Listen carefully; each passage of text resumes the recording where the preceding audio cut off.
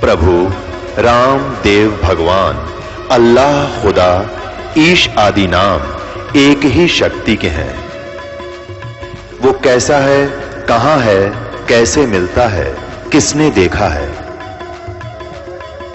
ये प्रश्नवाचक चिन्ह पूर्ण रूप से हटाने के लिए अवश्य सुनिए जगत गुरु तत्वदर्शी संत रामपाल जी महाराज के अमृत वचन, सर्व पवित्र धर्मों के पवित्र शास्त्रों के आधार पर।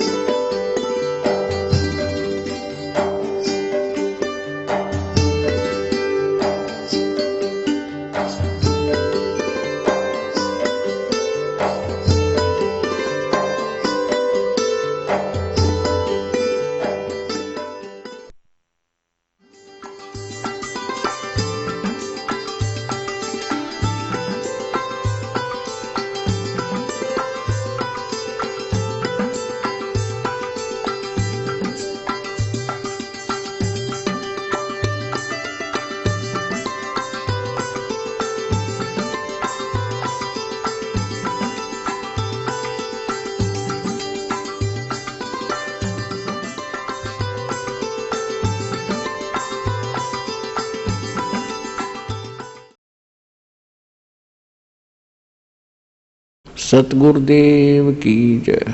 बंदी छोड़ कबीर परमेश्वर जी की जय।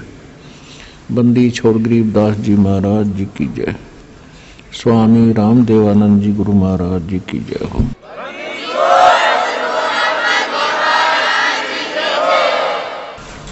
गरीब नमो नमो सतपुरुष को नमस्कार गुरु के नहीं। सुर नर मुनि जन साधुओं संतों सर्वस्ती नहीं। सतगुरु साहेब संत सब दंडोतम प्रणाम। आगे पीछे मध्य हुए तिनको जा कुर्बान। नराकार निर्विषम काल जाल वैभंजनम। निर्लेपम निज निर्गुणम अकल अनुवेशुंदनम। सोहम सुरति समाप्तम सकल समाना निर्तलय। उज्ज्वल हीरंबर हरदमम बेपरवा अथाह वार पार निमज्जतम। ग्रीव जो सुमरै सिद्ध होई। गणनायक गलता ना करो अनुग्रह सोई। पारस पद परवाना। आदि गणेश मनाऊं गणनायक देवन देवा। चरण कमल लो लाऊं आद्यंत करूं सेवा। परम शक्ति संगीतम रिद्धि सिद्धि दाता सोई। अवगत गुण अतीतम सतपुरुष निर्मोही। जगदम्बा जगदीशम मंगल रूप मुरारी। तन मन अर्पों शीशम भक्ति मुक्ति भंडारी। सुर नर मुनि जन ध्यावे ब्रह्मा विष्णु महेशा। शेष सहस मुख गावे पूज्य आदि गणेशा। इंद्र कुबेर सरीखा वरुण धर्म राय ध्यावे। समर्थ जीवन जी का मन इच्छा फल पावे। 33 कोटि आधारा ध्यावे शेष 88। उतरे बहुजल पारा कट है यम की फांसी। 33 कोटि आधारा ध्यावे शेष 88। उतरे बहुजल पारा कट है यम की फांसी। कर जोरूं विनती करूं धरूं चरण पर शीश। गुरु जी राम देवानंद जी महाराज ने दियो नाम बख्शीश। कोटि कोटि सिजदा करूं कोटि कोटि प्रणाम। चरण कमल में राखियो मैं बांधी जाम गुलाम। कुत्ता हूँ गुरुदेव का रामपाल दास का नाम। गले प्रेम की जेवड़ी जा खेचो जाऊं। तो करो तो बावड़ू, दूर दूर करो तो जाऊं, जो राखो तो ही रहूं, जो देवो सुखम। सतगुरु पूर्ण ब्रह्म है, सतगुरु आप अलेख, सतगुरु रमता राम है, याम मीन नाम एक। परम पिता परमात्मा पूर्ण ब्रह्म सर्व सृष्टि रचनहार कबीर देव कबीर साहिब जी की असीम रजा से आप सभी पुण्यात्माएं सत्संग सुनने के लिए सतलोक आश्रम बरवाला जिला हिसार हरियाणा के अंदर उपस्थित हुए। भक्ति मुक्ति के दाता सतगुरु ये भटकत प्राणी फिरंदा, उस साहिब के हुक्म बिना नहीं तरवर पात हिलंदा। ये संसार ये भक्तात्माएं मोक्ष मुक्ति के लिए बहुत से स्थानों पर जाते हैं, बहुत से संतों से संपर्क साधते हैं, दीक्षा लेते हैं, उनके विचार ज्ञान सुनते हैं। जिज्ञासु होते हैं और उनको जैसा भी कोई गुरु संत मिलता है, वो जैसा भी ज्ञान उसे बता देता है, वो उसको सत्य मानकर उनके द्वारा दिए गए सभी आध्यात्मिक क्रियाओं को करते रहते हैं। जब तक सतगुरु नहीं मिलते तब तक ये प्राणी मोक्ष प्राप्ति नहीं कर सकते और इस संसार के अंदर भी अपने दैनिक जीवन में भी कोई सुख अनुभव नहीं कर सकते। इसलिए कहा है कि भक्ति मुक्ति के दाता सतगुरु ये भटकत प्राणी फिरंदा, उस साहिब के हुक्म बिना नहीं तरवर पात हिलंदा। भक्ति सतगुरु जी के पास ही होती है और भक्ति सही मिलेगी, सतगुरु पूरा मिलेगा और शेष मर्यादा में रहेगा, भक्ति करेगा तो मोक्ष सुनिश्चित है। इसमें कोई शंका करने की आवश्यकता नहीं। जब तक हमें सतगुरु नहीं मिलते और ये झूठे गुरुओं की से हम दीक्षा भी लेकर के साधना करते रहते, तो हमें परमात्मा से मिलने वाले वो लाभ प्राप्त नहीं होते जिनकी आशा लेकर के हम वहां जाते हैं। फिर कुछ दिन वहां जाते हैं तो फिर मन में आता है कि कोई लाभ नहीं हो रहा, तो कोई दूसरा व्यक्ति बता देता है कि मैं वहां जाता हूं, वहां से ऐसे बहुत से लाभ होते हैं। फिर वो वहां जाना शुरू कर देता है, वहां से भी कुछ राहत नहीं मिलती है तो फिर वो नास्तिक हो जाता है। ये सोच लेता है कि कोई भगवान नहीं और किसी के पास कोई ज्ञान नहीं,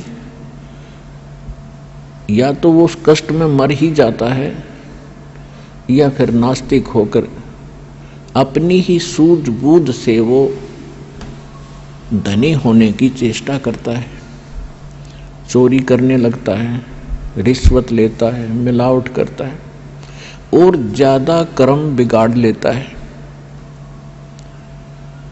तो परमात्मा ने स्वयं आकर के एक सतगुरु की भूमिका की और उन्होंने ये यथार्थ ज्ञान, यथार्थ भक्ति विधि और सभी क्रियाएं बताई और सभी परहेज बताए जो मर्यादाएं हमें रखनी अनिवार्य है एक भक्त को, तो वो सभी मर्यादाएं भी परमात्मा ने ही बताई।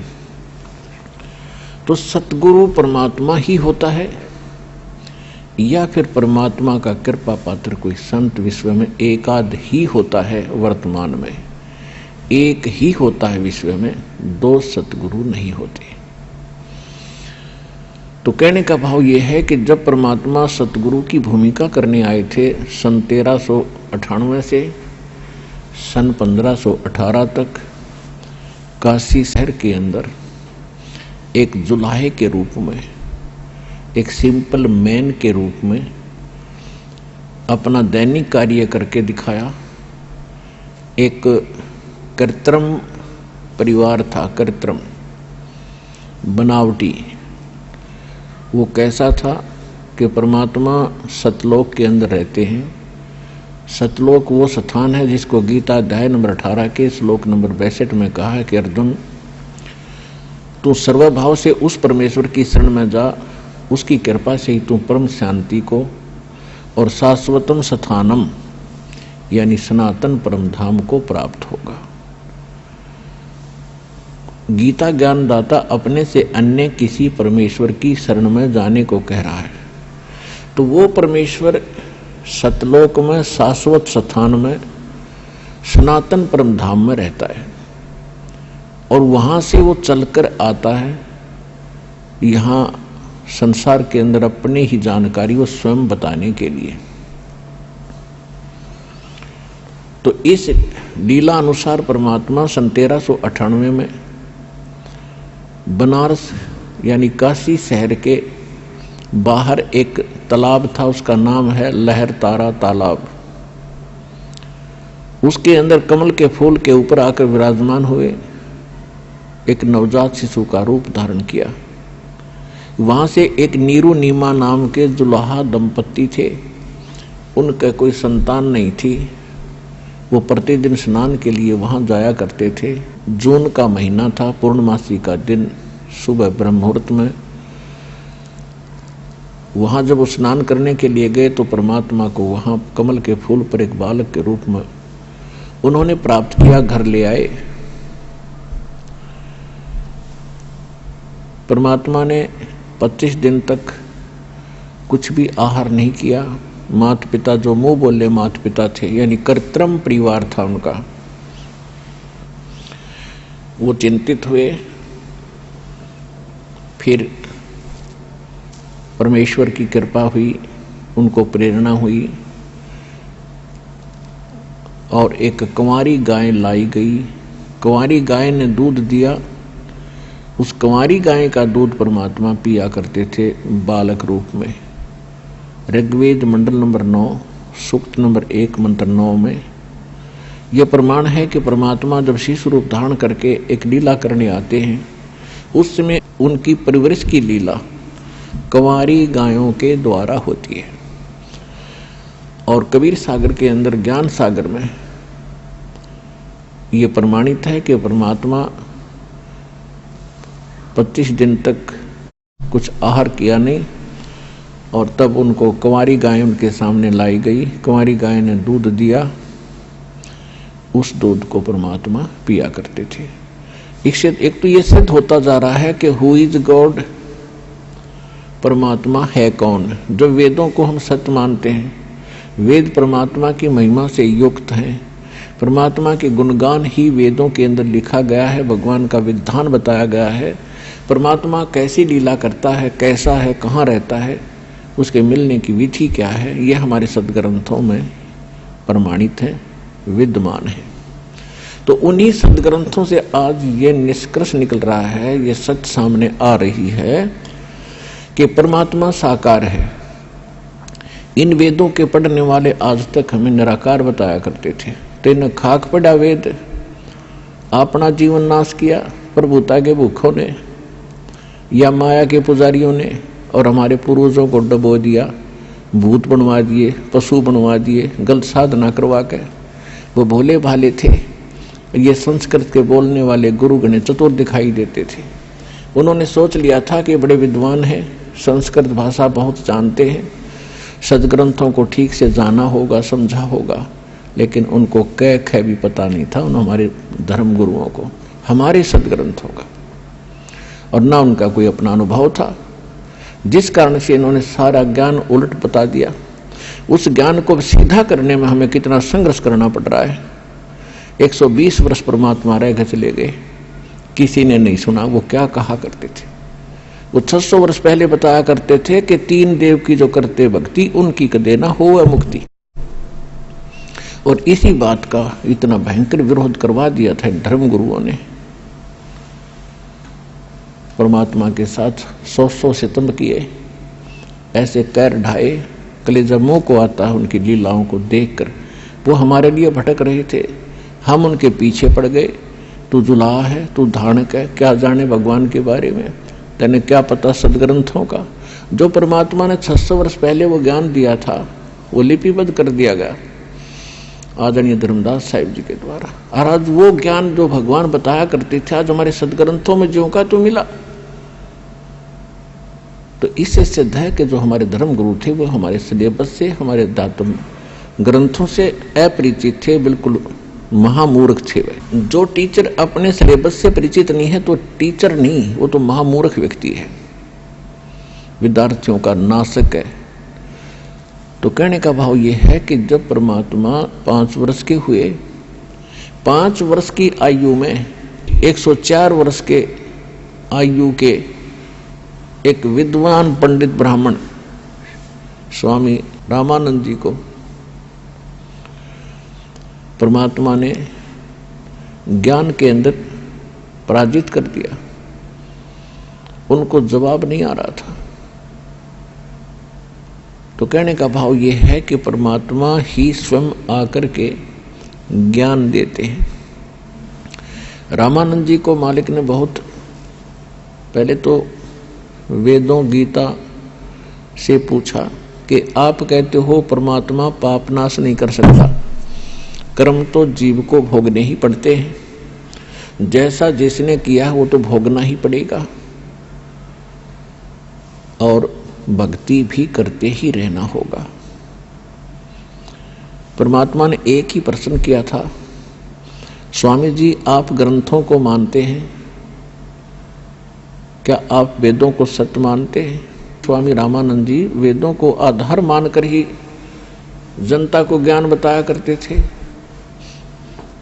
और साथ में पुराणों को, गीता को, सबको आधार बताते थे और परमात्मा को निराकार बताते थे। और एक सामान्य थ्योरी बना रखी थी, एक साधारण शब्द ने एक सिद्धांत बता रखा था। पहले तो अपने जंतर मंत्र बताते हैं, ये कर लो, वो कर लो, ये जाप कर लो, ये हवन करवा दो, इतना दान कर दो, गंगा में स्नान कराओ, प्रयाग में पिंड भरवा दो, पेवा पिंड भरवा दो। जब सारा कुछ करवा कर थक जाते हैं, कुछ राहत नहीं मिलती, फिर लास्ट में कहते हैं ये तुम्हारे प्रारब्ध के अंदर लिखा हुआ संस्कार है, ये तो भोगने से ही कटेगा, भक्ति करते रहो। अब यहां आकर के परमात्मा का जो ज्ञान है ये सीधा करता है प्रत्येक पहलू को। परमात्मा ने कहा कि यदि भक्ति करने वाले भक्त को और संकटों ने घेर रखा है, आपकी क्रियाओं से राहत मिली नहीं, तो वो संकट तो उसके ऊपर ज्यों का त्यों है, वो पीड़ित है, दुखी है। तो भक्ति करेगा कैसे, उसका विश्वास कैसे बनेगा परमात्मा के ऊपर कि कोई परमात्मा शक्ति है। और जैसे किसी के पैर में कांटा लगा है और वो किसी के पास जाता है कि बड़ा जानकार व्यक्ति है, उसने ये तो बता दिया कि तेरे पैर में कांटा लगा है जिस कारण से तुझे पीड़ा है, और वो ये कहे कि कांटा तो निकलेगा नहीं, मैंने सारा प्रयत्न कर लिया, ऐसे कर जूता पहन ले और आगे कांटे नहीं लगेंगे। तो कांटा लगे पैर में, जूता पहना नहीं जा सकता, कांटा निकले और फिर उसको सलाह दी जाए कि जूता मत निकाल देना, ये पहने रखना, तो वो पूरे सफर में जूता नहीं निकाल लेगा, क्योंकि वो कष्ट का अनुभव कर चुका है जूते के अभाव से कितनी हानि होती है। तो फिर वो व्यक्ति आजीवन जूता पहनेगा, उस सफर में। इसी प्रकार हम जीवन रूपी सफर में चल रहे हैं। हमारे सफर में चाहे किसी प्रकार के कांटे हैं, हमारे जीवन में चाहे किसी प्रकार के कष्ट हैं, 3 ताप के कष्ट हैं, पूर्व के संस्कार यानी प्रारब्ध के कष्ट हैं, तो वो दुख तो देंगे ही देंगे, क्योंकि पाप से दुख होता है और पुण्य से सुख होता है। तो परमात्मा ने कहा कि आप वेदों को सत्य मानते हो। स्वामी रामानंद जी ने कहा भाई सत्य मानता हूं। तो यजुर्वेद अध्याय नंबर 8 के श्लोक नंबर 13 में 6 बार लिखा है कि परमात्मा घोर पाप का भी नाश कर देता है यदि उसकी साधना सत्य हो और पूर्ण परमात्मा की भक्ति हो। अब बुद्धिमान लोगों को समझाना आसान होता है। स्वामी रामानंद जी चारों वेदों को कंठस्थ याद किए थे। 104 वर्ष की आयु हो गई थी। 16 वर्ष की आयु से उन्होंने संन्यास ले लिया था और ब्राह्मण के घर जन्म था, तो बचपन से ही वेदों, गीता और पुराणों का अध्ययन स्वाध्याय वो किया ही करते थे। उनको कंठस्थ याद था कि यजुर्वेद अध्याय नंबर 8 के मंत्र नंबर 13 में ऐसा ही लिखा है। तो ऐसे गर्दन हिला रहे थे स्वामी जी। तो फिर परमात्मा से उन्होंने पूछा कि जो साधनाएं हम बताते हैं इनसे कोई राहत हो नहीं रही और वेद कुछ और कहते हैं, हमारा अनुभव उन पर खरा नहीं है, इसका कारण क्या है? तो परमात्मा ने कहा आपका इष्ट देव कौन है? परमेश्वर कबीर जी ने पूछा कि आपका पूज्य देव कौन है? स्वामी जी ने कहा कि मेरा पूज्य देव भगवान विष्णु है और इनके समांतर हम भगवान शंकर और गणेश, दुर्गा आदि को भी आदर से और पूज्य ही मानते हैं। लेकिन मैं वैष्णव साधु हूं, वैष्णव पंथ से जुड़ा हूं, मेरा इष्ट विष्णु जी हैं। विष्णु जी सतगुण हैं। परमात्मा ने पूछा, हाँ सतगुण कहो और चाहे विष्णु जी कहो एक ही है, ठीक है। तो परमात्मा ने कहा आप विष्णु जी, ब्रह्मा जी, शिव जी को क्या मानते हो? स्वामी जी ने कहा कि ब्रह्मा जी की जन्म मृत्यु होता है, इनकी आयु 100 वर्ष की है, ये फिर पुनः जन्म ले लेते हैं, तुरंत उसी रूप में आ जाते, जैसा उनको अज्ञान पढ़ा रखा था, सुन रखा था। लेकिन भगवान शंकर और भगवान विष्णु ये अजरो अमर है और भगवान विष्णु ही 3 लीला करता है। रजोगुण युक्त होकर ये सृष्टि रचते हैं, सतोगुण युक्त होकर के ये पालन करते हैं और तमोगुण युक्त होकर के ये संहार कर देते हैं। ये स्वयं ही सब कार्य करते हैं। ये अजरो अमर है, अविनाशी है। अब परमेश्वर 500 वर्ष के और महात्मा जी 104 वर्ष के। परमात्मा कहते हैं देवी भागवत 3रा स्कंद, उसमें आप पढ़ कर देखिएगा। अब वर्तमान के अंदर तो दास आपको बताएगा, सचित्र मोटा टाइप, गीता प्रेस गोरखपुर से प्रकाशित, पृष्ठ 123 के ऊपर लिखा है। विष्णु जी कहते हैं तुम शुद्ध स्वरूपा हो, अपनी मां दुर्गा को तुम शुद्ध स्वरूपा हो, ये सारा संसार तुम्ही से उद्भासित हो रहा है। मैं ब्रह्मा और शंकर आपकी कृपा से विद्यमान है। हमारा तो जन्म और मृत्यु होता है, आविर्भाव और तिरोभाव होता है। हम नित्य नहीं हैं, हम अविनाशी नहीं हैं, आप ही नित्य हो, प्रकृति देवी हो। फिर भगवान शंकर कहते हैं कि भगवान विष्णु के बाद उत्पन्न होने वाले ब्रह्मा जी भी तो आपके ही पुत्र हैं, तो फिर मैं भी तो आपका ही बेटा हुआ। आगे काफी प्रकरण है इसके अंदर। तो परमात्मा ने कहा कि आप कहते हो इनके जन्म मृत्यु नहीं है, अरे इनके देखो ये खुद कहते हैं हम तो जन्मते और मरते हैं, हमारी माता दुर्गा है। और पिता कौन है इनका?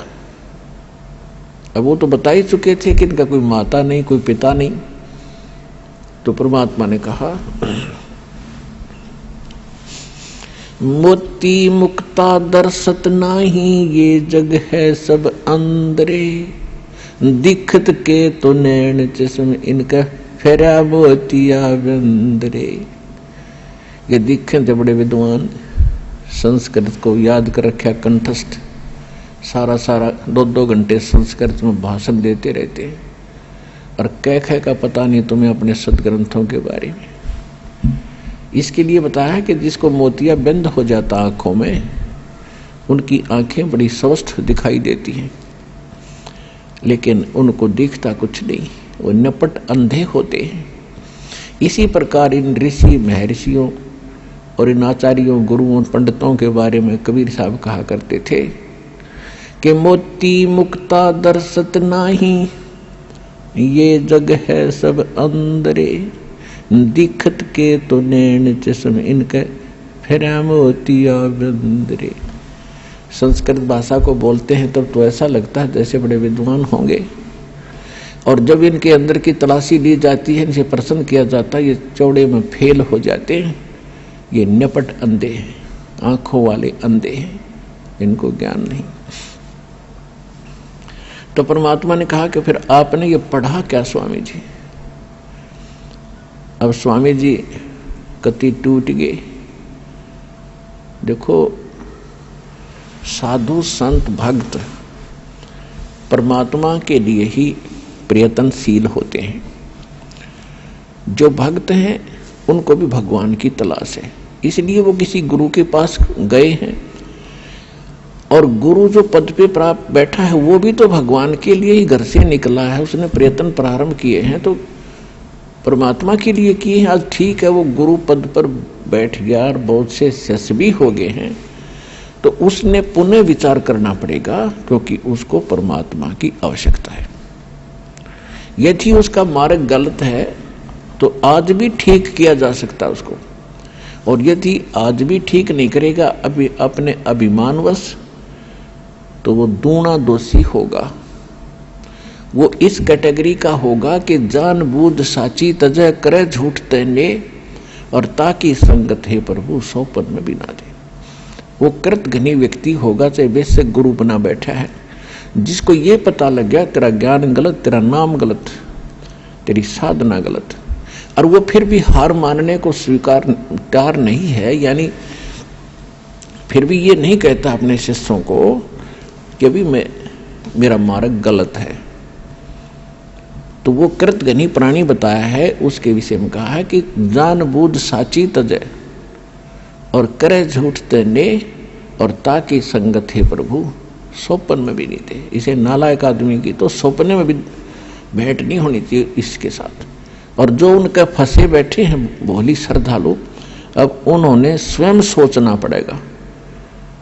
अगर वो गुरु होगा और भगवान की खोज में होगा तो पहले वो कहेगा अपने शिष्यों को, क्योंकि जो दास ज्ञान देता है सबसे पहले खटक उन गुरुओं को लगती है, क्योंकि उनके विषय में बोला जा रहा है कि उसका ज्ञान गलत, राधा स्वामी पंथ का ज्ञान गलत, उनके नाम गलत, उनकी साधना गलत। धन धन सतगुरु सच्चा सौदा सिरसा और जगमाल वाले के बारे में कहा जा रहा है, उनका नाम गलत, उनका ज्ञान गलत, उनकी भक्ति गलत, उनका रास्ता गलत। और जितने भी ये ब्रह्मा विष्णु महेश के पुजारी, आसाराम सुधांशु जी, ये कुमार स्वामी, ये इनका सारा मार्ग गलत, और ये 3 देव की भक्ति करते हैं, इनमें जीव का मोक्ष नहीं। तो इनको सबसे पहले इस बात पर जोर देना चाहिए। ये क्यों कह रहा रामपाल दास? इसका उद्देश्य क्या है? कम से कम उद्देश्य जानकर हमारे सदग्रंथों को, लिटरेचर को पढ़ रहे ये संत दास की उनसे विनम्र प्रार्थना है, उनका भी जीव रक्षा होगी। उनके अंतर्गत जो भोले श्रद्धालु फंसे पड़े हैं उनको संत मान के, संत वही होता है जिसके पास पूर्ण ज्ञान हो, और साधना ठीक है नहीं तो भक्त नहीं है, ना वो गुरु है। वो तो एक अपना जीवन नाश कर रहे हैं। तो उनसे दास उनके हित के लिए कह रहा है। जैसे कोई रास्ते में जा रहा है और काफी लंबे सफर पर पहुंच गया और वहां उसको कोई टोक रहा है, कहाँ जा रहे हो भाई? तो उस स्थान का नाम बताते हैं और वहां कोई व्यक्ति खड़ा है और वो कहता है ये रास्ता ठीक नहीं है आपका, आप बहुत गलत जा रहे हो, तो उस व्यक्ति को क्या करना चाहिए? 1, 2, 4 और से सलाह लेनी चाहिए, भी सचमुच मैं जा रहा हूं, ये मार्ग ठीक है कि नहीं। और उसके साथ झगड़ने लग जा कि तू क्यों बोल रहा है मेरे मार्ग को गलत, तूने कैसे बता दिया गलत। तो ये बुद्धिमान का काम नहीं, ये तो महान नीच व्यक्ति करता है ऐसा व्यवहार। कोई कहता है भी तेरा रास्ता ठीक नहीं, तो उसने धन्यवाद करना चाहिए इसका और सोचना चाहिए भी बता कैसे गलत जा रहा हूं, मेरा विश्वास दृढ़ कर कि मैं गलत जा रहा हूं। तो और नहीं तो मैप हमारे पास है, उस नक्शे को, उस मानचित्र को सामने धर ले और भाई तू यहां खड़ा है, ये शहर है और आप जा रहे हो दिल्ली, और आप इशार से चल के आगे सिरसा, ये सिरसा यहां पर है और दिल्ली इधर है, तेरा मार्ग इसलिए गलत है। तो फिर उसने पुनर्विचार करना चाहिए। तो हमारे जो सदग्रंथ हैं ये हमारा मानचित्र है, ये हमारा गाइड है। जो संत हमारे सदग्रंथों के विरुद्ध बताते हैं और विरुद्ध जा रहे हैं और अपने भक्तों को ले जा रहे हैं, उनके लिए दास प्रार्थना कर रहा कि आप शास्त्र विधि ताकर मनमाना आचरण करे और करवा के अपना जीवन नाश कर रहे हो और आपके आश्रित इन भोले श्रद्धालुओं के जीवन को नाश करके उनका भार अपने सिर पर धरकर पाप के भागी बन रहे हो। दास उनको इतना सतर्क करना चाहता है कि कुछ संभलो और विचार करो। ये मैप तुम्हें नहीं देखने आते हैं तो दास ने कति क्लियर कर रखा है। इन सदग्रंथों को दास ने कति निष्कर्ष निकाल कर सत्संग कर रखे। इनको संत भी सुने, उनके चेले भी सुने, अगर उनका समझ में आओ तो ग्रहण करें, ना कोई जोर जबरदस्ती नहीं। वैसे ही किसी के साथ झगड़ा कर लेते हैं, तुमने ऐसे गलत क्यों कह दिया, पहले देखो गलत क्यों कहा। तो ये तो एक सभ्यता, एक नेक व्यक्ति के लक्षण। और एक बेमतलब उसको सच्चा रास्ता दिखावे, उसके भले में कहे, उसके साथ वो झगड़ा करता है तो कहते हैं कहे भली माने बुरी। और यही परीक्षा नीच आदमी की यही परीक्षा होती है कि उसके भले की कहेंगे तो उसको हानि करता है। कबीर साहब कहते हैं कि साच कहूं तो जग नहीं माने और झूठा जग पतियासी।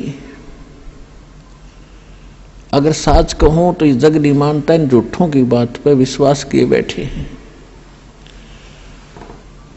तो दास का जो उद्देश्य है, कहने का भाव ये था, परमात्मा और स्वामी रामानंद जी की जो चर्चा चल रही थी, जब स्वामी जी हर तरह से फेल हो लिए, उनकी हर बात को परमात्मा ने, हर पॉइंट को कैंसिल कर दिया, तो परमात्मा ने कहा कि आप विष्णु जी के उपासक हैं, आप कहाँ जाओगे स्वामी जी।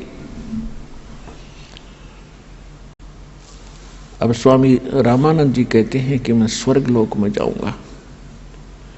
स्वर्ग लोक में कितने दिन रहोगे दाता।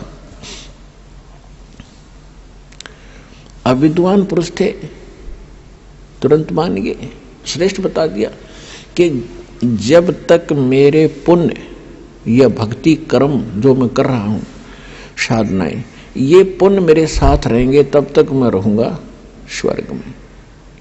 उसके बाद यानी विष्णु जी के लोक में रहूंगा। परमात्मा बोले जब आपके पुण्य समाप्त हो जाएंगे स्वामी जी, फिर कहां जाओगे। फिर स्वामी जी ने कहा कि पता नहीं कहां जाना होगा। तो फिर ये क्या उद्देश्य लेकर आप भक्ति कर रहे हो। उसके बाद परमात्मा कहते हैं मैं बताता हूं आप कहां जाओगे।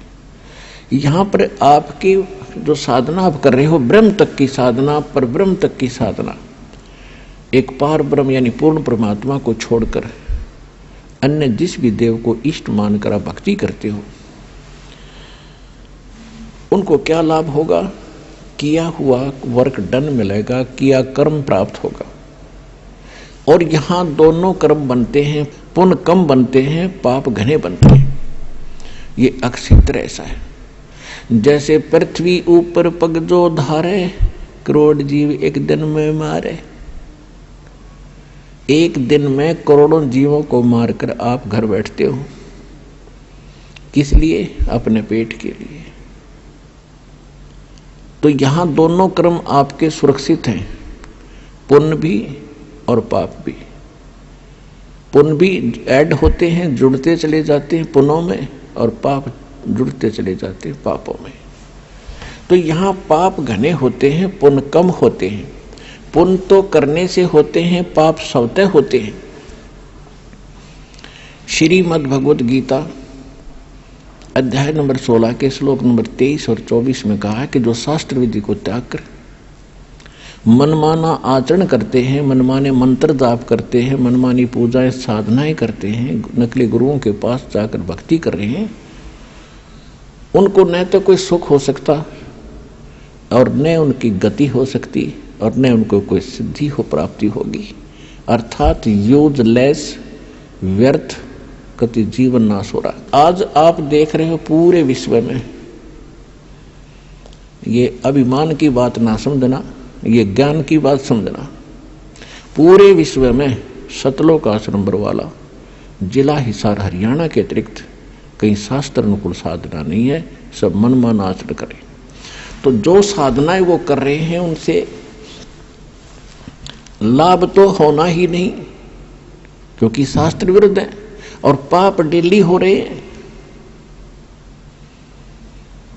सत्तर ब्राह्मण की है हत्या, जो चौका तुम देवो नेता। ब्राह्मण सेंस हत्या जो होई, जल स्नान करत हो सोई। पृथ्वी ऊपर पग जो धारे, करोड़ जीव एक दिन में मारे।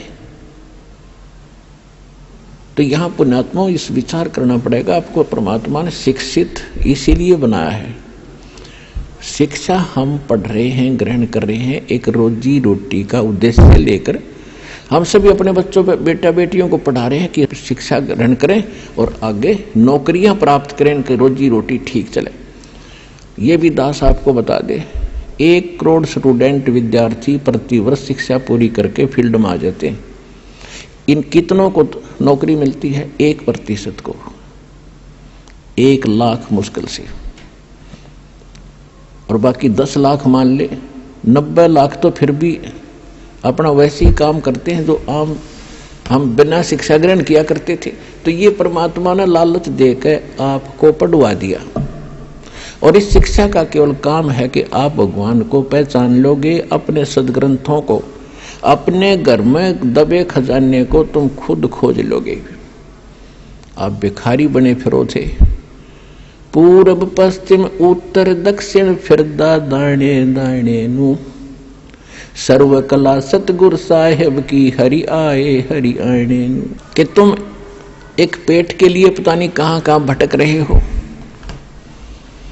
और जब हमें सत साधना मिल जाएगी तो भगवान का विधान है आपका बरकत शुरू कर देगा, आपके घर भर देगा। जब आपकी नीयत भर जाएगी तो आपका घर भर गया, और आपके आए हुए संकटों का निवारण करेगा। लाखों रुपये बीमारियों पर लग रहे थे, हजारों रुपये बीड़ी तंबाकू शराब, महीने में 10-10 हजार रुपये खराब कर देते थे, वो बचत होगी। और फिर हम बेमतलब की परंपराएं बनाए बैठे हैं, इनको खत्म करेंगे। हम भगत बनकर जिएंगे, तभी हम आगे सफर पर बढ़ेंगे। तो प्रश्न चल रहा, उसी पर आते हैं। अब हम सदग्रंथों को स्वयं समझ रहे हैं और तब हम आगे बढ़ रहे हैं, और आपको विश्वास बहुत आसानी से हो रहा है। तो परमात्मा उनको बता रहे हैं, पुण्य तो करने से बनते हैं, पाप अपने आप बनते हैं। यहाँ का ये व्यवस्था ऐसी है। आपको बता दिया कि आप सुबह से लेकर शाम तक पेट के लिए या वैसे किसी काम वश जाते हो, तो एक दिन में हजारों जीवों को मारकर उनका पाप अपने सिर धर लेते हो, वो आपके बैड अकाउंट में। आपने पुण्य क्या किया सारा दिन में हिसाब लगा लो, और करते हो तो शास्त्र विरुद्ध त्याग का मनमाना आचरण करते हो, उसका विशेष बेनिफिट आपको मिलना नहीं। तो वो थोड़ा बहुत पुण्य करते हो, कहीं छोटा मोटा कोई भंडारा कर दिया, पक्षियों को पशुओं को कोई दाना वगैरह डाल देते हो, छोटी मोटी कोई धर्मशाला प्याऊ बनवा दी, या कहीं कोई भंडारा कर दिया, कंबल बांट दिए, ये छोटे मोटे पुण्य हैं। ये भी शास्त्र विरुद्ध है। जो मूल उद्देश्य मनुष्य का वो सफल नहीं होता इनसे। अब जैसे जमीन है, 1 एकड़ जमीन, उसमें फसल पैदा करने के लिए गेहूं, बाजरा, ज्वार जो हमारी जीवन रक्षक है, हमारे जीवन की जो आवश्यकता है, उसको प्राप्त करने के लिए उस 1 एकड़ जमीन को कितनी बार तो बाना पड़ता है, संवारना पड़ता है। हमारे यहाँ हरियाणा क्षेत्र के अंदर जो विशेषकर नहरी स्थान है, उसमें तो कम से कम 6-6 बार हल से, ट्रैक्टर से उसको संवारा जाता है 1 एकड़ जमीन को। स्वयं किया, वो भी पैसे लगे अपनी मजदूरी, या किसी ट्रैक्टर से उसको संवारा तो उससे भी पैसे लगे। फिर उसके अंदर बीज डाला, गेहूं, चने, बाजरा, ज्वार का जो भी हमने क्रॉप बीजनी है, फसल बीजनी है, वो भी पैसा लगा। फिर उसमें खाद डाला, उसमें पैसा लगा, दवाई डाली, उसमें पैसा लगा, और फिर उसको सिंचाई की, उसमें पैसा लगा। फिर उसको निकलवाया, मेहनत मजदूरी लगी या पैसा लगा। फिर वो 2 दाने घर आए, और उसी जमीन को आप छेड़ो मत, 1 वर्ष देखना उसमें कितना अड़ंगा पैदा हो जाएगा, वह दिखाई भी नहीं दे जमीन, और कोरा कुबाड़ जामेगा जो आपके यूज का नहीं है। इसी प्रकार ये हमारा शरीर रूपी एक पृथ्वी है जहां हम रह रहे हैं। इस लोक में पाप तो अपने आप होते हैं बगैर किए, और पुण्यों को करने के लिए एक विधान है। जैसे फसल तैयार करने के लिए सारा प्रोसेस अपनाना पड़ता है, सारा तरीका अपनाना पड़ता है, विधि, तो तब वो गेहूं प्राप्त होता है, तब वो व्यक्ति सुरक्षित होता है, आवश्यक वस्तु से प्राप्त होती है। तो कहने का भाव ये है पुण्यात्माओं, तो परमात्मा ने कहा, तुम कौन राम का जब तेजापम, तात कटे न ये तीनों तापम। तुम किस राम का भजन करते हो जिस कारण से आपकी साधना से, आपके द्वारा बताए गए इस मंत्रों से आपके अनुयायियों को लाभ नहीं हो रहा। आप उन भगवानों की भक्ति कर रहे हो जो आपकी किस्मत में लिखे हुए उन पापों का वो नाश नहीं कर सकते। और वेद बताते हैं परमात्मा घोर पाप भी नाश कर दे। तो इससे सिद्ध है आपको वो परमात्मा मिला नहीं है जिसकी तरफ वेद संकेत करते हैं। इति सिद्ध। वो परमात्मा कौन है? यजुर्वेद अध्याय नंबर 5 के और श्लोक नंबर 32 में कहा है, उसी कसी माने वो पूर्ण शांतिदायक है। गीता अध्याय नंबर 18 के श्लोक नंबर 62 में गीता ज्ञानदाता कहता है कि अर्जुन तू सर्वभाव से उस परमेश्वर की शरण में जा, उसकी कृपा से तू परम शांति को और सनातन परम धाम को यानी शाश्वत स्थान को, अविनाशी स्थान को, सत्यलोक को प्राप्त होगा, परम शांति को प्राप्त होगा। अब वेद क्या बताते हैं? यजुर्वेद अध्याय नंबर 5 श्लोक नंबर 32 में कहा है, उसी कसी यानी जो पूर्ण शांतिदायक है।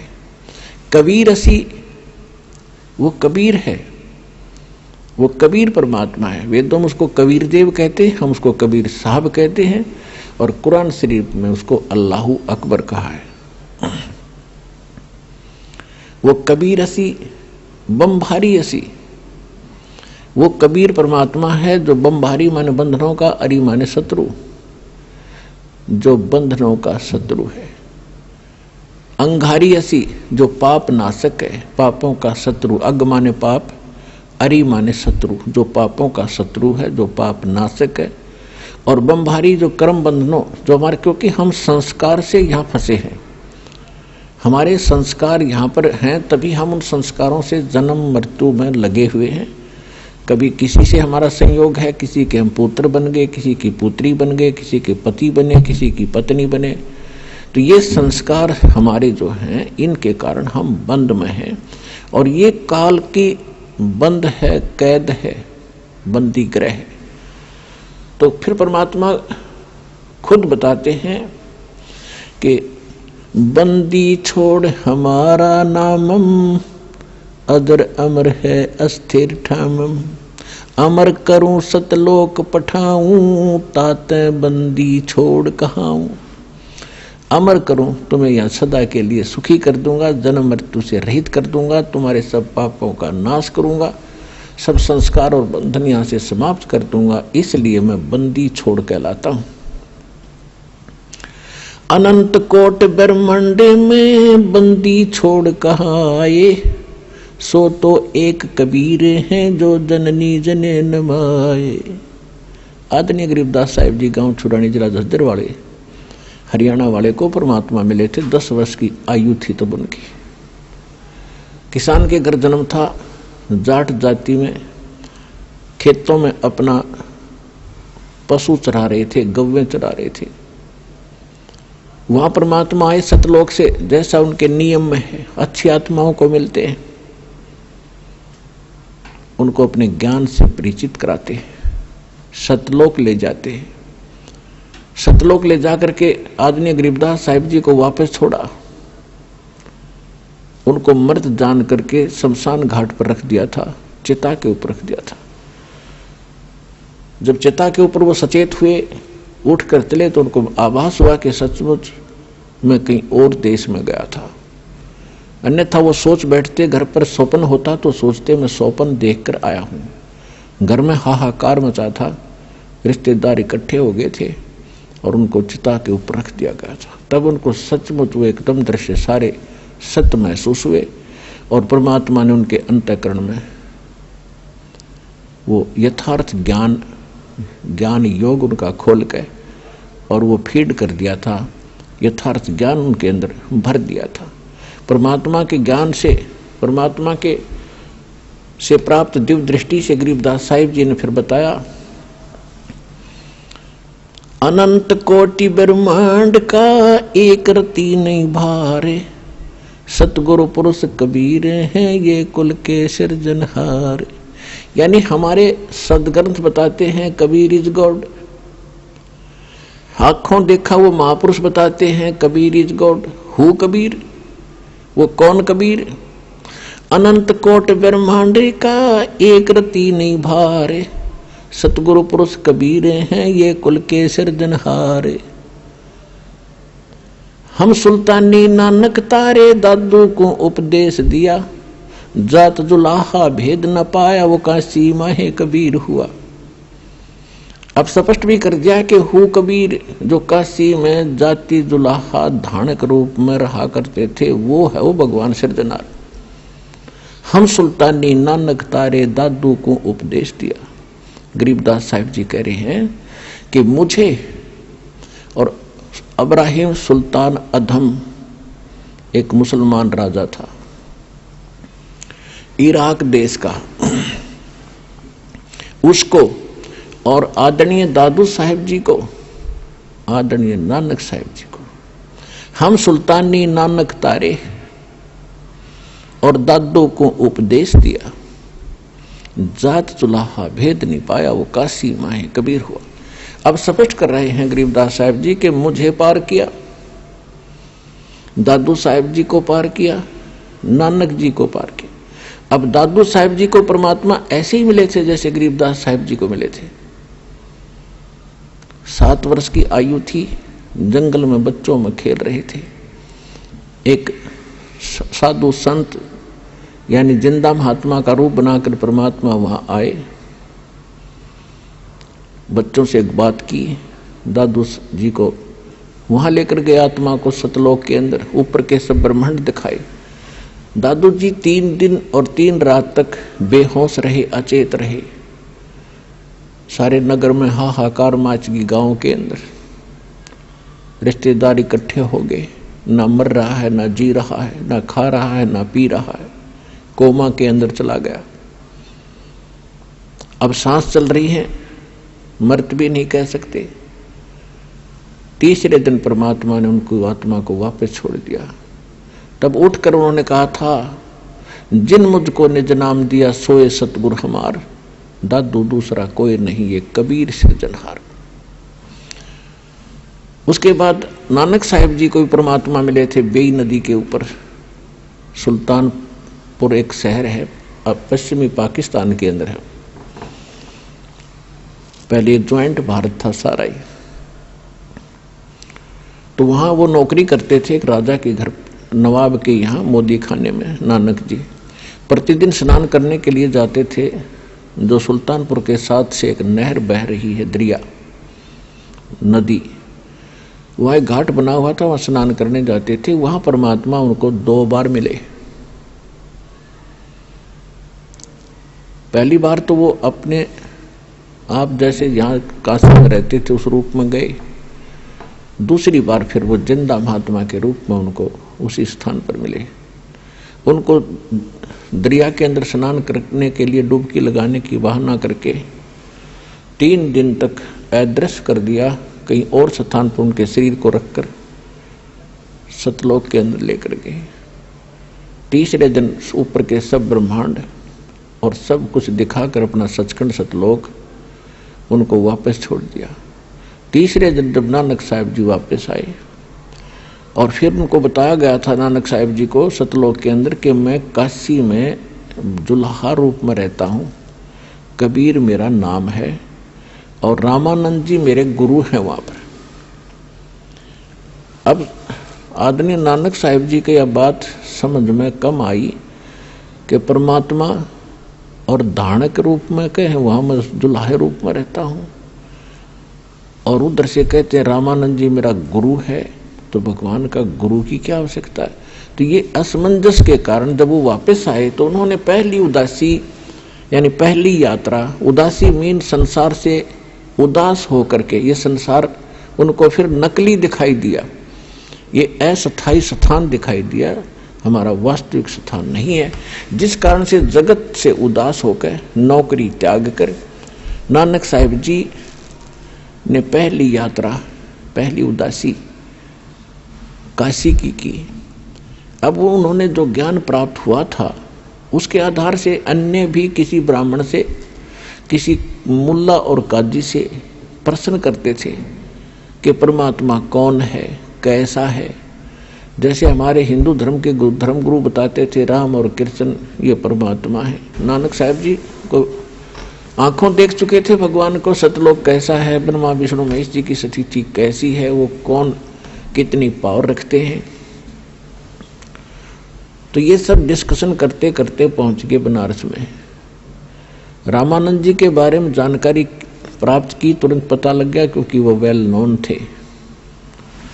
वहां से जब पता चला कि आप, नानक साहिब जी ने रामानंद जी से पूछा कि यहाँ कोई कबीर नाम के कोई दुल्हा धानक है। अब रामानंद जी की आंखों में आंसू आ गए, क्योंकि अब रामानंद जी की कथा को पूरा करेंगे थोड़ा सा हिंट में। अब रामानंद जी क्योंकि परमात्मा से परिचित हो चुके थे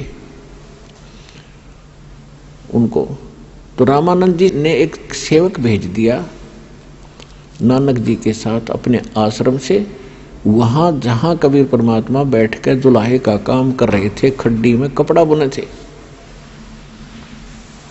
अब नानक जी को लेकर के वो सेवक यानी दास भगवानों का, और वहां पहुंचा जहां परमात्मा कपड़ा बुन रहे थे, अपने कुटिया में बैठे थे अपनी झोपड़ी के सामने। अब उस बच्चे ने जाति प्रणाम किया, और जब नानक साहिब जी ने देखा सामने कि ये तो वही है जो सचखंड में मैंने देखा था, तब उन्होंने आंखों में आंसू भर के कहा था, भाई सूरक मुलुक की वेश ए ठगवाड़ा ठगी देश। ये खरा सियाणा बहुता बार ये धानक रूप रहा करता, लोगों धानक रूप रहा करता। आंखों में आंसू भर गए, भगवान को सचखंड में देखा, वही यहां बैठा धानक के रूप में, चरणों में गिर गए। बाबा जी नमस्कार। हाँ सत साहिब। बाबा जी क्या शुभ नाम है आप जी का? ये भंवरदास।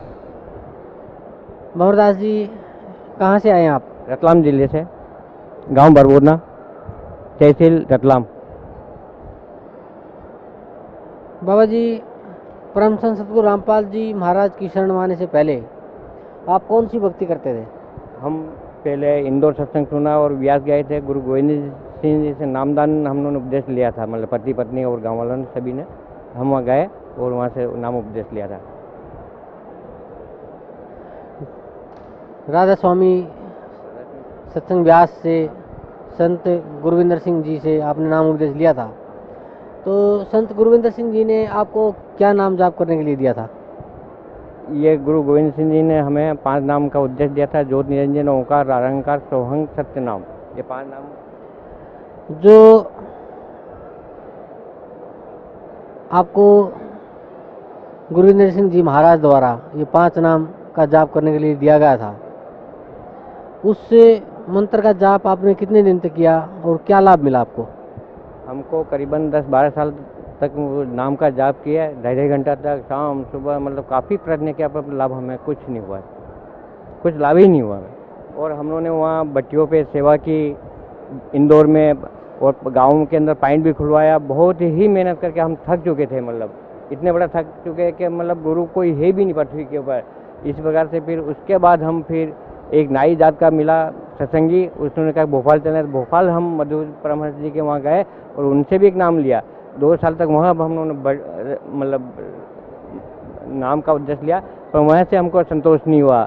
भोपाल में जब आप गए, मधु परमहंस जी से आपने नाम उपदेश लिया, तो मधु परमहंस जी ने आपको क्या नाम जाप करने के लिए दिया? सतनाम दिया। वो सर पर हाथ रख के सतनाम कर दिया था। तो कैसे जाप करते थे उसका आप? अरे उसका जाप मतलब बैठ के करते, पर बाकी उससे हमें कोई लाभ नहीं हुआ। बाबा जी, परम संत सतगुरु रामपाल जी महाराज की शरण में आप कैसे आए? मतलब हमारे एक मिलने वाला सत्संगी बारगांव का, सिणु का, नाई जात का, उसने कहा कि भोपाल चले। उसने बहुत सी जगह से नामदान ले रखे थे और हमको भी उसने रास्ता बताता रहा। और उन्होंने कहा कि अब वहाँ टीवी साधना चैनल आप देखिए, राधा स्वामी वाले। तो हम लोगों ने राधा स्वामी चैनल वालों ने ये चैनल देखना चालू कर दिया, साधना चैनल। तो उसने कहा कि आप लोगों ने मतलब हरियाणा चलना पड़ेगा, बरवाला रामपाल जी महाराज के वहाँ से, और वहाँ से दीक्षा लेंगे तो ही अपना गाड़ी पार होगी, बाकी हम नहीं होगी गाड़ी। पूरे देश हर युग में कबीर साहब आए हैं, और आज भी कबीर साहब रामपाल जी महाराज के हिसाब से आज भी अवतार लेके आए हैं। और पूर्ण गुरु, तत्वदर्शी गुरु वही हैं, और उन्हीं से अपने को दीक्षा लेंगे तो अपना उद्धार होगा, बाकी उद्धार नहीं है। इसलिए हम यहाँ मतलब पुस्तक ज्ञान गंगा हम लोगों ने मिसेज करके पुस्तक मंगाई और टीवी चैनल पे देखा, और पूर्ण 4 वेद 6 शास्त्र 18 पुराण का ज्ञान हम लोगों ने निचोड़, बहुत पुस्तक पढ़ के हम लोगों ने फिर यहाँ का आए। 2 व्यक्ति आए हमारे गांव से, और परम संत जी से हम लोगों ने नाम उपदेश ले लिया। बाबू जी, जैसे पहले आप राधा स्वामी पंथ से जुड़े हुए थे, संत गुरविंदर सिंह जी से आपने नाम उपदेश लिया, 7-8 साल तक वहाँ भक्ति की, उसके आप बता रहे हैं आपको कोई लाभ नहीं मिला। फिर आप भोपाल में मधु परमहंस जी से जुड़े, वहाँ पे आपने उनके बताए मार्ग से चलते हुए 2 साल उनकी भक्ति की, उसका भी आपको कोई लाभ नहीं मिला। फिर आप परम संत सतगुरु रामपाल जी महाराज के यहाँ आए, सतलोक आश्रम बरवाला, जिला हिसार, हरियाणा में आए। परम संत सतगुरु रामपाल जी महाराज से आपने नाम उपदेश लिया। तो जो भक्ति संत रामपाल जी महाराज ने आपको दी है, उस भक्ति का आपको क्या लाभ मिला?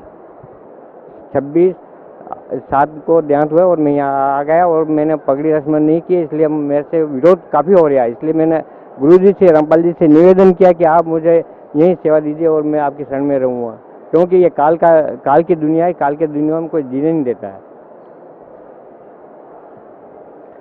बाबा जी, भक्त समाज को क्या संदेश देना चाहते हैं आप? भक्त समाज को ये संदेश देना चाहूँगा कि जो भी कोई भक्त समाज है, अपनी भक्ति मुक्ति का मतलब सतलोक जाना चाहते हैं, तो इन काल के हाथों से निकल जाइए। सभी दे रहे हैं, काल के हैं, और आप अपना कल्याण करवाइए। धन्यवाद आपका, बहुत बहुत धन्यवाद।